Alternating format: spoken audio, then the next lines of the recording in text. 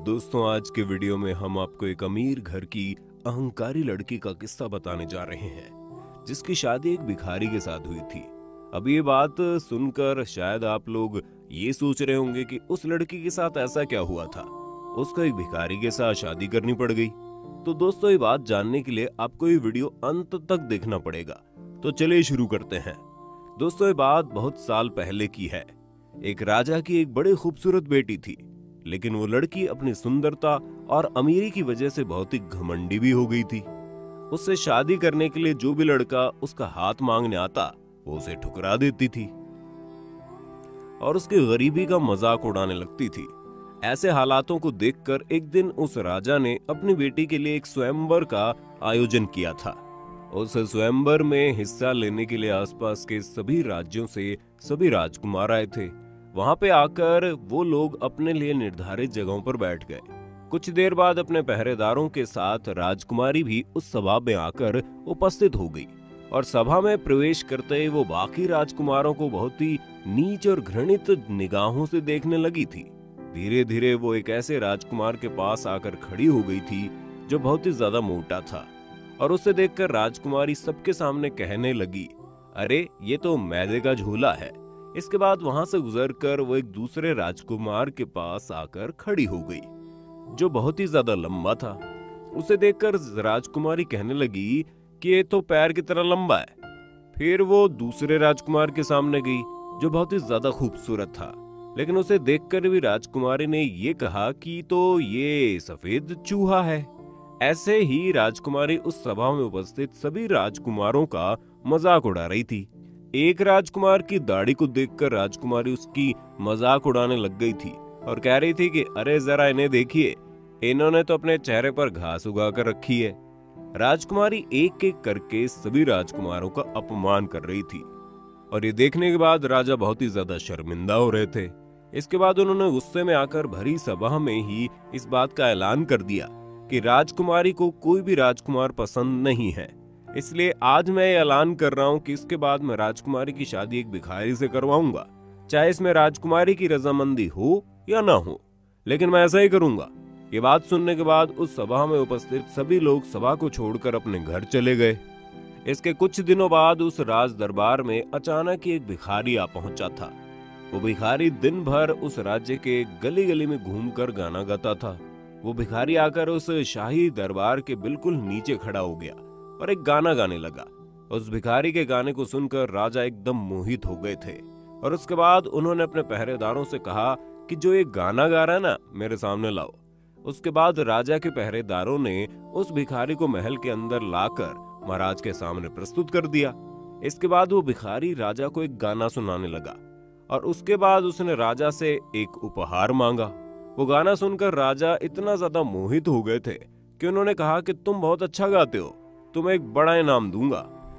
इसके बाद राजा ने उस भिखारी से कहा कि मेरी एकमात्र बेटी की शादी तुम्हारे साथ करवाने जा रहा हूँ। राजा की इस बात को सुनकर राजकुमारी बहुत ही ज्यादा हैरान हो गई और वो शादी न करने के लिए जिद करने लग गई। लेकिन फिर भी राजा ने राजकुमारी की एक भी बात नहीं सुनी और उन्होंने कहा कि मैंने भरी सभा में इस बात का ऐलान किया था कि अपनी बेटी की शादी एक भिखारी के साथ करवाऊंगा और अब तुम्हें ये शादी करनी पड़ेगी। इसके बाद राजा ने अपनी बेटी की शादी बड़ी धूमधाम से उस भिखारी के साथ करवा दी। उन दोनों का विवाह हो जाने के बाद राजा ने अपनी बेटी से कहा था, बेटी अब तुम अपने ससुराल जाने के लिए तैयार हो जाओ। राजा की बात सुनकर उनकी बेटी सचमुच अपने ससुराल जाने के लिए तैयार हो गई। लेकिन दोस्तों, कहानी यहीं पर खत्म नहीं होती, क्योंकि असली राज तो अभी खुलना बाकी है। इसलिए हमारे साथ अंत तक जुड़े रहिए। अपने ससुराल जाते वक्त रास्ते में एक बड़े से गांव को देखकर राजकुमारी ने अपने पति से पूछा, ये गांव किसका है? इसके जवाब में उस लड़के ने राजकुमारी को कहा, सुना है तुमने अपने स्वयंवर में एक राजकुमार की दाढ़ी देखकर उसका मजाक उड़ाया था। ये बड़ा सा गांव उसी राजकुमार का है। अगर तुम उस दिन उस राजकुमार से शादी कर लेती तो आज ये गांव तुम्हारा होता। इसके बाद वो दोनों एक बड़े से महल में पहुंच गए और उस महल को देखकर राजकुमारी ने पूछा, ये महल किसका है? तब उस लड़के ने राजकुमारी से कहा, ये महल भी उसी राजकुमार का है। इसके बाद वो दोनों एक बड़े से शहर में आ गए, जिसे देखकर उस राजकुमारी ने पूछा, इस शहर का मालिक कौन है? जवाब में उस लड़के ने राजकुमारी से कहा, इस शहर का मालिक भी वही राजकुमार है। इसके बाद उस लड़के ने राजकुमारी से कहा, अगर उस दिन तुम उस राजकुमार के साथ शादी कर लेती तो आज इन सब की मालकिन तुम होती। इसके बाद राजकुमारी ने उस लड़के से कहा, काश उस दिन मैं उस राजकुमार से शादी कर लेती तो आज ये सब कुछ मेरा होता। ये बात सुनकर उस लड़के को बहुत गुस्सा आया और उसने राजकुमारी से कहा, तुम्हारे साथ क्या हुआ था?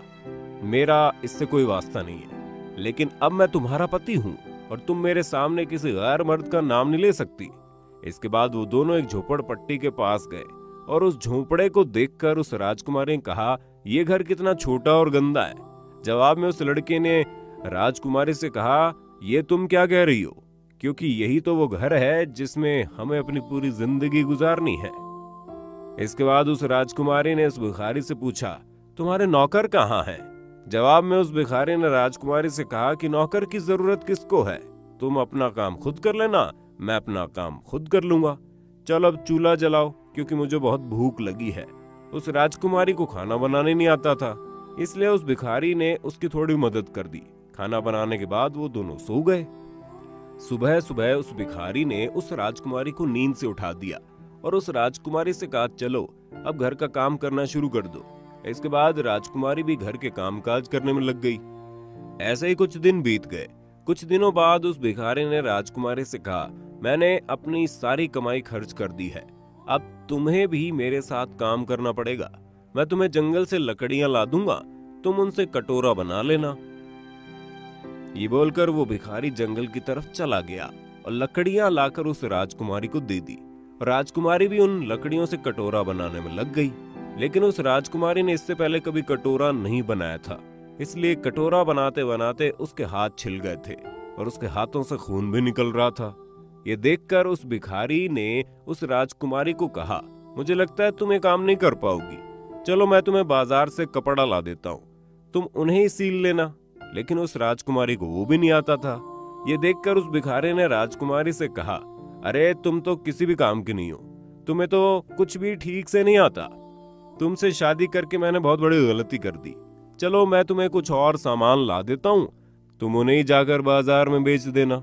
ये बात सुनकर उस घमंडी राजकुमारी ने उस भिखारी से कहा कि मैं राजकुमारी हूँ और अगर मुझे किसी ने ऐसे बाजार में मिट्टी का सामान बेचते हुए देख लिया तो लोग मेरा मजाक उड़ाने लग जाएंगे।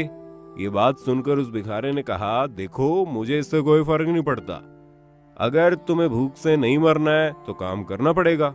ये बात सुनकर वो लड़की सीधे बाजार की तरफ चली गई। बाजार में उसका व्यापार काफी अच्छा चल रहा था, क्योंकि एक सुंदर और दुखियारी लड़की को देखकर हर कोई उससे रोज कुछ न कुछ खरीद ही लेता था। लेकिन एक दिन अचानक उस बाजार में एक सिपाही आ गया और उसने देखा कि एक लड़की बाजार के एकदम बीचों बीच बैठकर मिट्टी का सामान बेच रही है। ये देखकर उसे बहुत गुस्सा आया और उसने जाकर उस लड़की के सभी सामान तोड़ दिए। इस बात से राजकुमारी बहुत ही ज्यादा परेशान हो गई और उसने जाकर उस भिखारी को सब कुछ बता दिया। सब कुछ सुनने के बाद उस भिखारी ने उस राजकुमारी से कहा, तुम एक बेवकूफ हो, बाजार के बीचों बीच बैठकर तुम्हें सामान बेचने के लिए किसने बोला था? इसके बाद उस भिखारी ने कहा, मुझे लगता है तुमसे काम भी ठीक से नहीं होगा, चलो अब मैं राज दरबार की तरफ चलता हूँ, तुम्हारे लिए कोई ऐसा काम ढूंढने की कोशिश करता हूँ। ये बात कहकर वो भिखारी राज दरबार की तरफ चल पड़ा और शाम को घर में लौटने के बाद उसने उस राजकुमारी से कहा कि चलो तुम्हारे लिए एक काम का बंदोबस्त हो गया है, अब से तुम राज दरबार में खाना बनाने जाओगी और इससे हमें आसानी से 2 वक्त की रोटी मिल जाएगी। इसके बाद राजकुमारी उस राज दरबार में हर रोज खाना बनाने के लिए चली जाती थी और शाम को बचा हुआ खाना लेकर अपने घर चली आती थी। एक दिन उस राजकुमारी ने देखा उस राज दरबार में शायद शादी का माहौल है और बड़े धूमधाम से किसी की शादी की तैयारियां की जा रही है। ये देखकर वो मन ही मन अपने आप को कोस रही थी और सोच रही थी कि अगर उस दिन बेवकूफी न करती तो आज मेरी भी जिंदगी ऐसे खुशहाल होती। वो ये सब सोच ही रही थी कि तभी अचानक उसके सामने कुछ पहरेदार आ गए और उसे बहुत सारा खाना देने लग गए।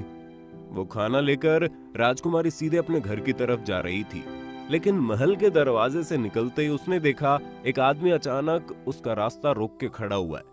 उस लड़के को गौर से देखने के बाद वो लड़की उसे पहचान गई, क्योंकि वो लड़का कोई और नहीं बल्कि वो दाढ़ी वाला राजकुमार था। उस राजकुमार ने उस राजकुमारी को गौर से देखा और देखने के बाद उसे हाथों को थाम लिया और उस राजकुमारी को लेकर फिर से अंदर की तरफ चलने लग गया। ये देखकर राजकुमारी डर से कांपने लगी और उसके हाथों से सभी खाना गिर गया। ये देखकर बाकी लोग जोर से हंसने लग गए। राजकुमारी और ज्यादा डर गई, वो डर के मारे रोने लग गई। और तभी उस राजकुमार ने उससे कहा कि तुम डरो मत, क्या तुम मुझे पहचान नहीं पा रही हो? मैं तो वही भिखारी हूँ जिसके साथ तुम्हारी शादी हुई है, जिसके साथ तुम इस झोपड़पट्टी में रहती हो। मैं वही सिपाही हूँ जिसने तुम्हारे सभी सामान तोड़ दिए थे। असल में मैंने ये सब तुम्हें सबक सिखाने के लिए किया था। मैंने जब तुम्हें पहली बार देखा था तो मुझे तुमसे प्यार हो गया था, लेकिन तुम इतनी घमंडी थी कि तुमने मेरे प्यार को ठुकरा दिया। इसलिए मैंने ये सब किया ताकि तुम जिंदगी का मतलब समझ पाओ। इसके बाद एक नौकर आकर उस राजकुमारी को तैयार करने के लिए ले गया।